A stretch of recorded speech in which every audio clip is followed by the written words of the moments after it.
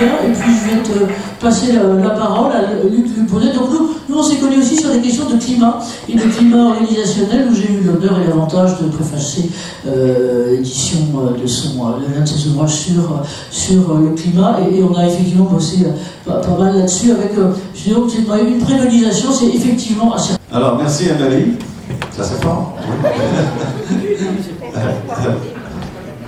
Alors, ça me fait plaisir d'être avec vous aujourd'hui. Et c'est toujours un plaisir renouvelé pour moi de venir en France, la terre de mon ancêtre, qui s'appelait Mathieu Brunet, qui est parti de Normandie il y a 425 ans pour aller en Nouvelle-France, pour la défendre. Non pas contre les Indiens, absolument pas, c'était contre les Anglais qui s'installaient à Boston à ce moment-là. Donc, il faisait partie du régiment de Carignan.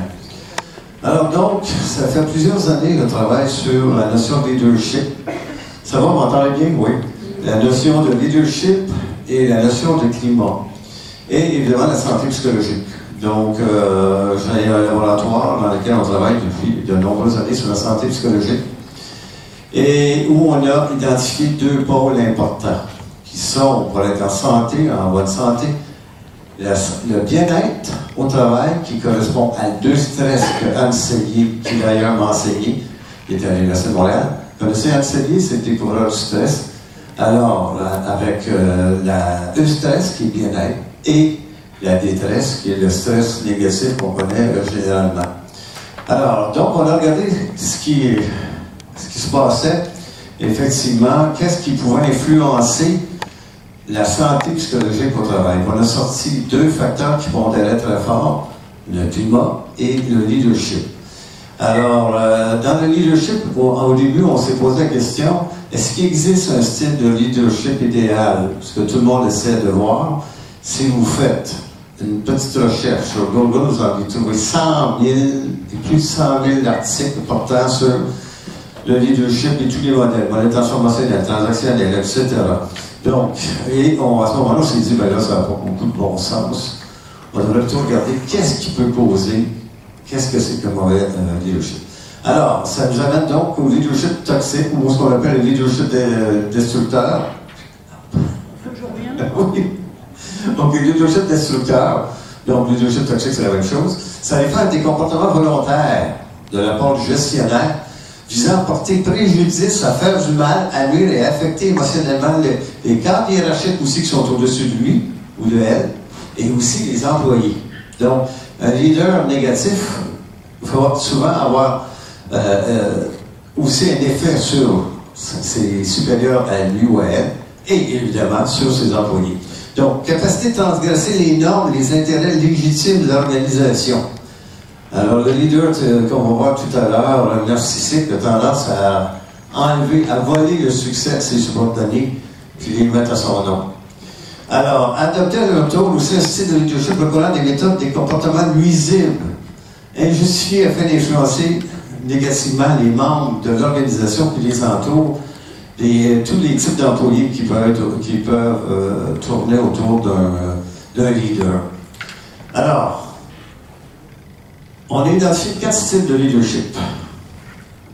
Le premier, c'est tyrannique, qui est un leadership fondé sur le favoritisme, une autorité orientée vers l'obtention de gains personnels et le plaisir de dominer les subordonnés. C'est des gens qui exercent un pouvoir égocentrique sur les gens. Le fait de pouvoir influencer quelqu'un, l'influencer, de dominer la personne. On a identifié évidemment le narcissique. Les narcissiques, il y en a beaucoup parce que les organisations, bien souvent, ont tendance à, quand ils font la sélection, à aller chercher ces gens-là parce qu'ils ont l'air des gens qui réussissent. Alors, donc, accompagné d'arrogance, associé à un besoin de pouvoir aussi énorme, d'admiration et de domination. Donc, d'admiration, c'est qu'ils vont admirer les leaders qui sont comme eux. Donc, ils vont les donner même en exemple. Leadership machiavélique. Ça, c'est assez particulier. Vous avez entendu parler de Machiavel déjà? Donc, vous entrez au 1534 là, avec les Médicis. Machiavel avait observé comment des gens qui gouvernent peuvent obtenir du succès. Alors, c'est fondé sur la manipulation et le contrôle interpersonnel. Ils n'ont pas d'empathie. Ce sont des gens froids. Et la chose la plus étrange, ils vont exceller dans des milieux qui sont désorganisés. Et souvent, les organisations qui font des changements organisationnels font du développement. On va tendance à nommer ces gens-là la tête du changement parce qu'ils prennent l'environnement et ils le mettent à leurs mains, mais à leurs mains à eux, pas nécessairement à la main des subordonnés. Et un sur lequel on travaille présentement, qui souvent passe inaperçu, le leader laissez-faire. Le leader laissez-faire, c'est quelqu'un qui est en position d'autorité, mais qui ne l'exerce pas. On ne le voit jamais. Il ne prend pas de décision. Quand ça ne va pas, c'est la faute du subordonné. C'est pas sa faute. Ça, c'est l'individu qui, effectivement, se confond là, avec les murs. Et le laisser-faire rend les gens malades. Parce qu'il renvoie chez eux les responsabilités globales de décisions qu'il aurait dû prendre ou qu'elle aurait dû prendre cette personne-là. Alors, deux facteurs considérés qu'on parlait tout à l'heure. Climat organisationnel malsain. Là, on verra ce que c'est que le climat organisationnel. Et la santé psychologique faible. C'est-à-dire des gens qui ont pas nécessairement tout ce qu'il faut pour affronter les dangers, je dirais, du travail, les dangers de la réalité comme telle. Bon, le climat. Ça, le climat, c'est la perception que l'on a de la façon dont on est traité et géré. Il y a une partie inconsciente puis une partie consciente. Et le climat, on le perçoit, c'est très perceptuel dans tout. Avez-vous déjà remarqué en allant visiter un collègue ou une collègue dans une autre institution, ou même en allant dans un magasin, que vous avez souvent une impression qui vous vient tout de suite en tête, j'aimerais pas ça être ici, travailler ici, moi. On ne sait pas bien souvent qu'est-ce qui se passe, mais on n'aimerait pas ça être là. C'est que ça vous est déjà arrivé? Oui, non, on ne peut pas faire ça. C'est vraiment arrivé? OK, oui. Effectivement. Donc, c'est une perception consciente et inconsciente. Et on s'est aperçu que autant la couleur des murs, évidemment, la propreté des lieux, que la façon dont les ordres, les consignes sont donnés, ça va influencer votre perception de ce milieu-là.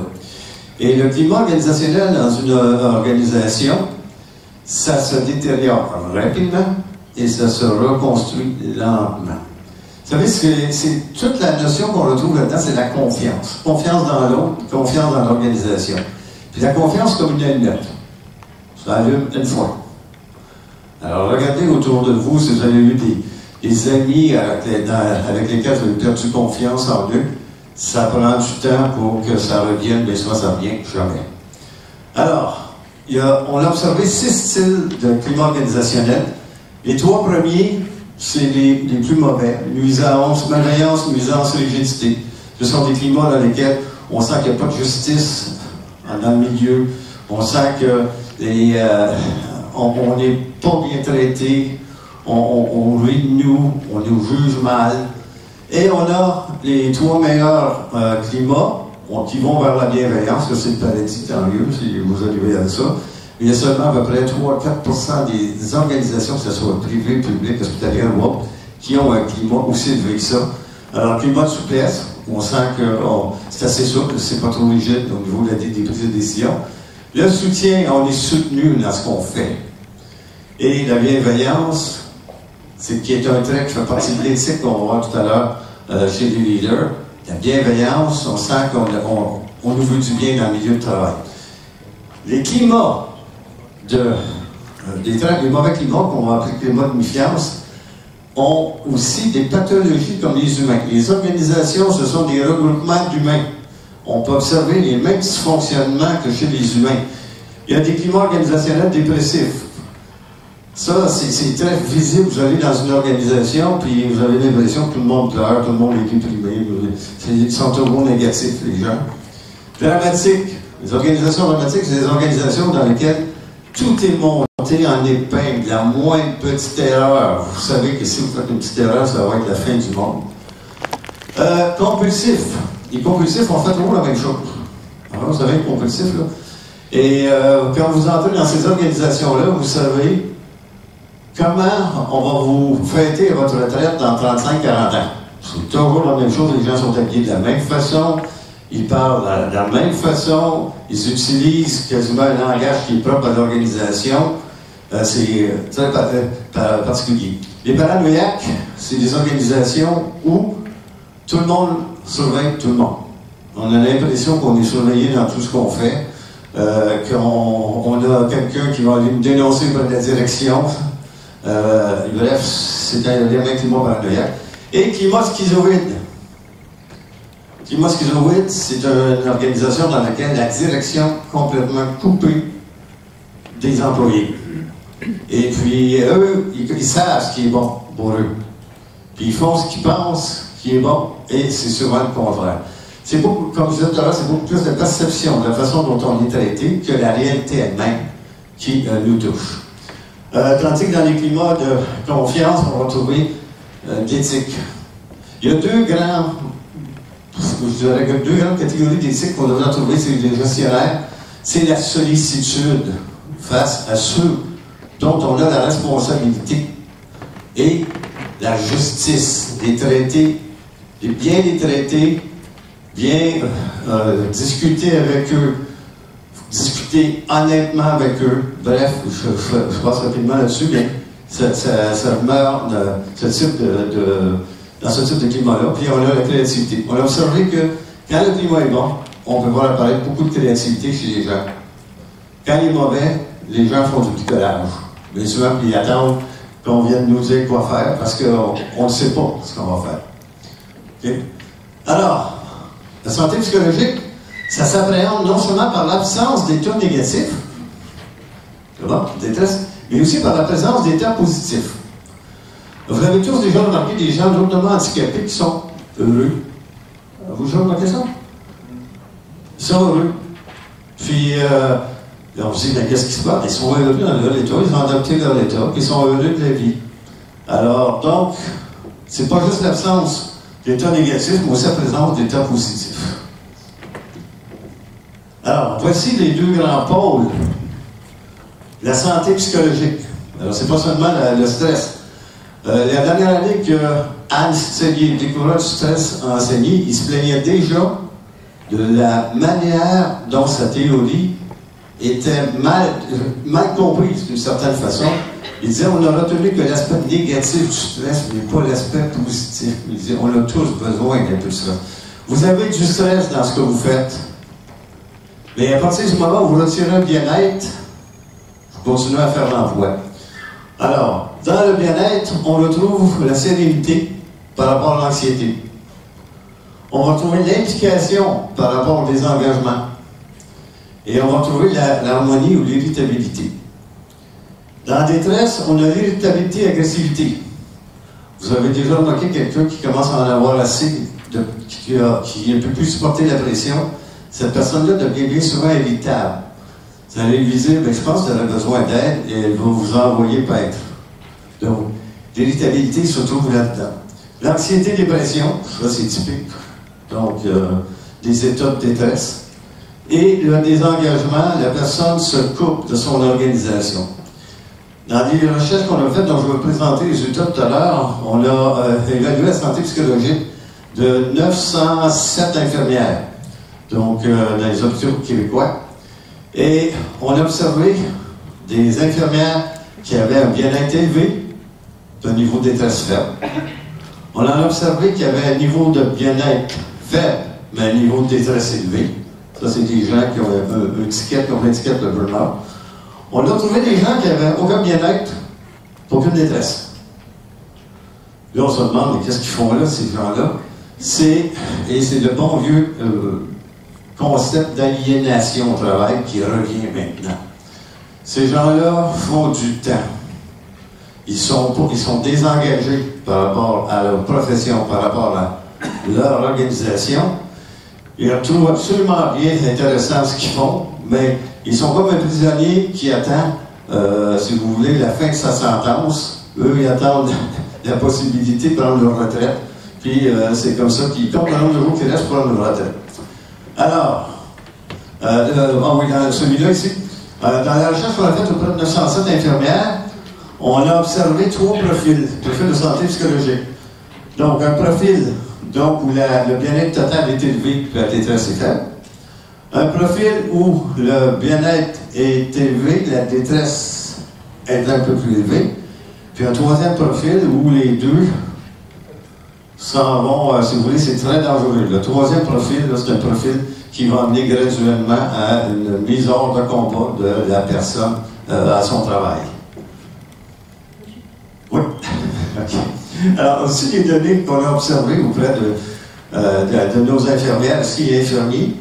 Alors, comportement et attitude, corrélation avec le résultat global du leadership tyrannique.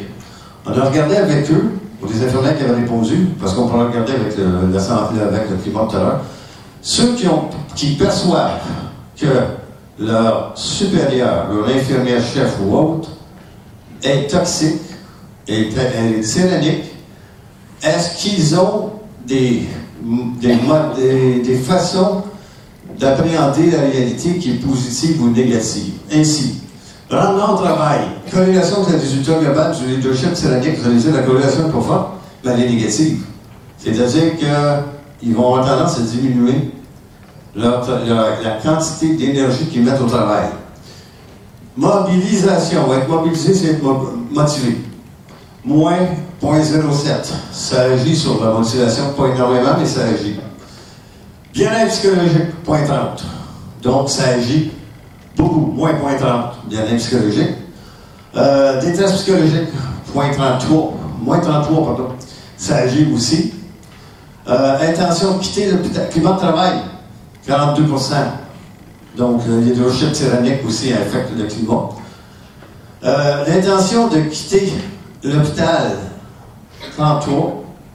Donc, 33% des gens, si vous voulez, avaient l'intention de quitter. Intention de quitter la profession, pas juste l'hôpital, 24%. Puis l'intention de quitter l'unité de travail, le service, 36%. Donc, ça faisait qu'on a un gros effet sur ces aspects-là au niveau des comportements au travail. Alors, et ce qu'on va remarquer aussi, c'est que le leadership tyrannique, il y a une relation très forte avec le climat.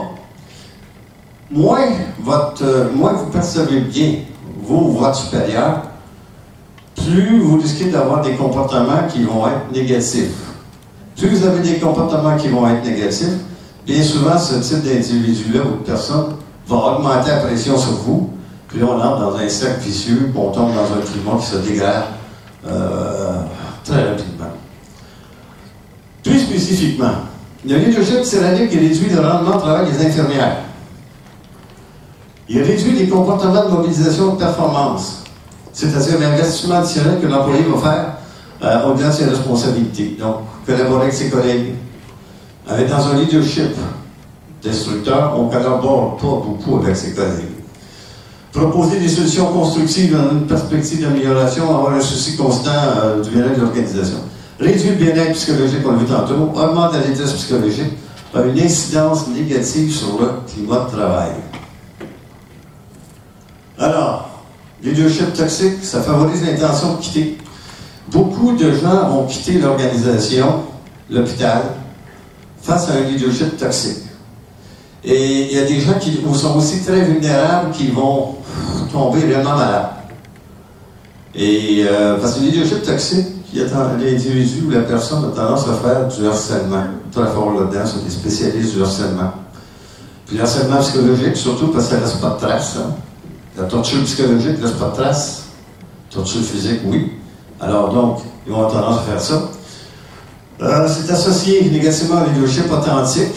Donc, le leadership toxique, on dit qu'il est associé négativement au leadership authentique. On remarque qu'on a l'impression que l'individu, qui est notre supérieur, ou qui a un comportement, c'est un peu comme si c'était une personne qui est fausse. Donc, c'est pas des vrais leaders. On a regardé aussi chez nos infirmières du pyramide du cégep. Le cégep, dans le système québécois, c'est l'institution d'enseignement qu'il y a après le secondaire et l'université. Donc, il y a des infirmières qui peuvent être diplômées de niveau collégial. C'est le niveau collégial, si vous voulez. Puis il y a des infirmières qui peuvent être diplômées après au niveau universitaire. On a deux types d'infirmières. Les infirmières-chefs, finalement, ils les prennent au niveau universitaire. Alors, perçoivent davantage de leadership toxique chez leurs supérieurs hiérarchiques que les infirmières diplômées de l'université. On remarque que les individus toxiques comme leadership, quand ils sont face à des gens qui ont une certaine scolarité, plus de scolarité qu'eux, des fois, ils vont faire attention. Avec ceux qui en ont moins, mais ils s'en donnent à cœur joie. Les infirmières qui supervisent le personnel aussi perçoivent davantage de leadership toxique chez leurs supérieurs hiérarchiques que les infirmières qui ne supervisent pas le personnel.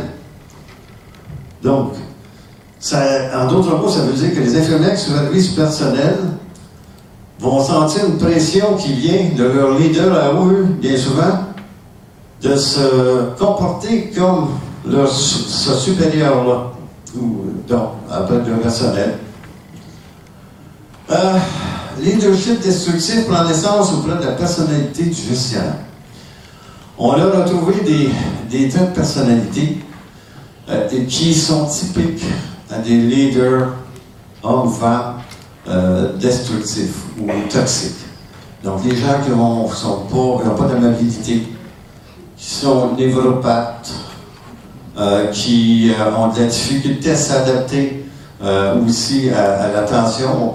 Parce qu'un leader toxique, bien souvent, va réagir face à la tension de travail en étant beaucoup plus toxique, en mettant ça sur la faute des subordonnés. Alors, dans quelle mesure, là c'est des questions que je vous pose aussi pour que vous pensiez, dans quelle mesure l'intervention de type formation coaching peut véritablement modifier la structure de la personnalité? Qu'est-ce que vous pensez de ça? Est-ce qu'on peut changer quelqu'un, un machiavélique, par un programme de formation? Non. La personnalité, quand on regarde les théories de personnalité, a tendance à être figée quasiment pour toujours quand on est dans la vingtaine. Ça va être très dur si vous voulez le changer. Alors, les formations en leadership qui sont données, bien souvent, on peut se poser des questions sur la valeur de cette formation-là. Vous avez une professeure de la Sorbonne, qui est Julia de Fernandez, qui, depuis quelques années, a écrit des articles sur la valeur de la formation en leadership. Nombreuses organisations éprouvent la difficulté à gérer les conflits interpersonnels aussi, gestion des conflits. Une chose qu'il faut retenir, c'est que les conflits sont inévitables. Ça, c'est un fait. Dans la vie, vous allez tous en avoir à un moment donné. Et la façon dont on gère un conflit sert de point de départ au prochain. Il ne faut pas oublier ça, que la façon dont il gère le conflit, il va revenir un peu plus tard si vous l'étouffez. Si vous écrasez la personne. Alors, donc, dans quelle mesure ce contexte contribue à générer des leaders destructeurs? Les conflits? Oui. S'ils sont incapables, effectivement, de gérer le conflit, d'analyser correctement les facteurs en cause, donc, comme je disais tout à l'heure, parce que c'est que les conflits sont inévitables, c'est ça, ça va de soi, mais on peut les prévenir. Dans quelle mesure les leaders transformationnels, ça c'est supposément les meilleurs types de leaders qu'on peut trouver dans une organisation quand on regarde les théories là, qui donnent des modèles idéaux, peuvent devenir des leaders destructeurs. Oui. Mais ça veut dire qu'il y avait déjà une personnalité en dessous qui permettait donc de voir l'apparition. On s'aperçoit que ces gens-là vont sortir à un moment donné dans la période de crise. Ils n'agiront pas comme fois crise, ils vont devenir dictatoriales. Dans quelle mesure les outils de sélection de personnel peuvent véritablement prédire ces leaders destructeurs? Pensez-vous qu'on peut détecter ça? On a une bonne sélection? Oui. Par une bonne sélection sur les traits de personnalité, on peut voir venir, effectivement, quelqu'un qui risque de devenir, je vous dirais, destructeur. Ceux qui sont le plus durs à sélectionner, c'est les machiavéliques. Ils sont manipulateurs. Ils n'ont pas d'empathie. Ils sont froids. Eux, là, face à un questionnaire psychotechnique, ils vont bien souvent le contourner. Ils sont bien souvent assez intelligents pour prévoir ce que vous voulez comme réponse. Alors, les autres, effectivement, ils peuvent... les narcissiques aussi, donc peuvent faire ça. Je peux piquer le micro 30 secondes. Merci. C'est juste question pour vous, c'est que je crois que là, en fait, notre ami Luc est en train d'afficher, j'allais dire, les questions métaphysiques très profondes sur, mais c'est vrai, sur qu'est-ce qu'on fait quand on a ces profils-là, et qu'est-ce qu'on peut faire, et ce qui est la vraie question, qu'est-ce qu'on peut faire pour soit anticiper, soit contrecarrer, est-ce qu'il y a certaines choses qui sont complètement, bref, on ne pourra rien faire, et finalement la seule solution, c'est quelque part une éviction d'un côté ou d'un autre, et donc moi ce que je vous propose, c'est que ces deux fiches-là, la précédente et puis celle-ci, peut-être vous les ayez en tête, et quand on va reprendre dans quelques minutes, quand on va un peu reprendre cette fois-ci l'interaction avec vous, peut-être qu'on regarde comment vous ressentez justement ces questions-là. C'est qu'en ce moment, enfin je pense que chez vous aussi, la question de la transformation, de la gestion du changement est absolument fondamentale là-dessus, et je dois dire que très gentiment, la question que tu poses en disant est-ce que les leaders transformationnels peuvent, j'allais dire, de redevenir, mais des leaders normaux, c'est-à-dire avec peut-être des coefficients d'empathie un peu plus profondes que ceux dont on a sans doute besoin peut-être pour faire changer les règles. Voilà. Qu'on garde toutes ces questions-là et que peut-être d'ores et déjà vous commenciez à vous les noter pour que quand Luc aura fini tout à l'heure, on puisse amorcer le débat, et avec nos deux leaders de fait, donc pas toxiques du tout, Frédéric et puis Paul, et notre autre Frédéric, il n'est pas là non plus. Parce que je lui tirerai les oreilles. J'ai oublié d'enseigner aussi tout à l'heure, est-ce que les caractéristiques physiques de quelqu'un peuvent déterminer s'il est un bon ou un bon leader? Physique. On a des collègues à l'Université d'Amsterdam depuis 3 ans qui ont identifié ce qu'ils appellent le complexe de Napoléon. À partir donc d'études, si vous voulez, sur ce que faisait Napoléon. Mais pas en France, apparemment. Ah non? À partir de traits de caractère. Et ils ont identifié dans les organisations, il y a des gens qui se sont plaints, ils ont dit ma patronne ou mon patron, face à mes autres collègues, elle n'est jamais agressive, mais face à moi, oui. Pourquoi? Êtes-vous plus grand ou plus grande que votre patron? Oui. Alors, ils ont observé que les employés qui sont plus grands ou plus grandes que leurs supérieurs ont tendance, quand ils ont un supérieur qui est plus petit, à être confrontés à quelqu'un qui va démontrer de l'agressivité face à eux. Alors, ça reste là maintenant à être validé, mais c'est intéressant parce qu'on a toujours cru que le profil physique de quelqu'un ne pouvait pas être effectivement devenir un problème en leadership. Donc, la personne soit belle ou beau, ça ne pose pas nécessairement de problème, mais qu'elle soit grande ou petite, oui. Alors, donc, ça va être à suivre. Les données se font présentement là-dessus. Là. Alors, oui. Alors, ici, c'est un autre donné, OK. Méta-analyse qui a été faite, méta-analyse, une grande analyse de travaux par rapport au climat qu'on a vu tout à l'heure et le leadership destructeur. Donc, le leadership destructeur qui se caractérise par la violence, des comportements antisociaux, on retrouve ça dans le leadership destructeur et non dans le leadership constructif. Les comportements antisociaux, là, c'est tous les comportements qui sont condamnables, quasiment de la fraude, tout ce que vous voulez, manque de politisme.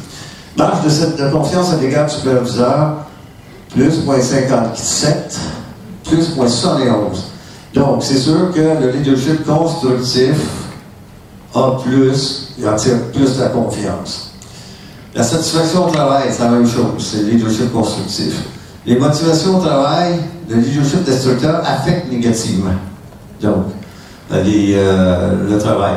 L'intention de quitter l'organisation, le leadership constructif est plus bas, un peu. Donc, justice organisationnelle, mais évidemment, le leadership constructeur, c'est à 32. Performance organisationnelle, point 0,4. C'est comment ça? Ça n'affecte pas la performance, le rendement.